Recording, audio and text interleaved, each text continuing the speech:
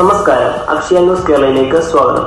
പത്തനംതിട്ടയിൽ നിന്നുള്ള ഏറ്റവും പുതിയ വാർത്തകളുമായി ഞങ്ങൾ നിങ്ങൾക്ക് മുന്നിലെത്തുന്നു. പത്തനംതിട്ട നഗരസഭയുടെ 14-ാം വാർഡിൽ നിർമ്മിച്ച മിനി പാർക്ക് ഒക്ടോബർ 25-ാം തീയതി വൈകുന്നേരം 4 മണിക്ക് ഉദ്ഘാടനം ചെയ്തു.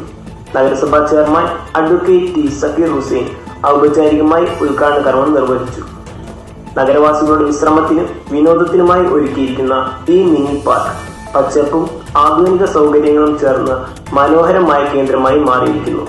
ഇതോടൊപ്പം നവീകരിച്ച അംഗൻവാടി, സാംസ്കാരിക കേന്ദ്രം, മണ്ണുങ്കൽ കുടിവെള്ള പദ്ധതിയോടനുബന്ധിച്ച് സ്ഥാപിച്ച വാട്ടർ ഫിൽട്ടർ സംവിധാനവും പ്രവർത്തനം ആരംഭിച്ചു.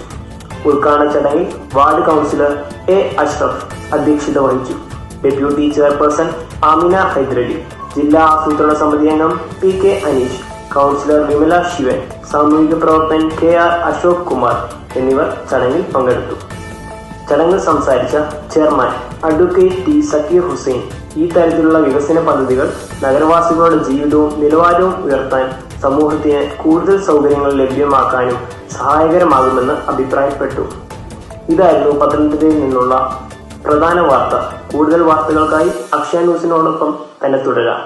നന്ദി.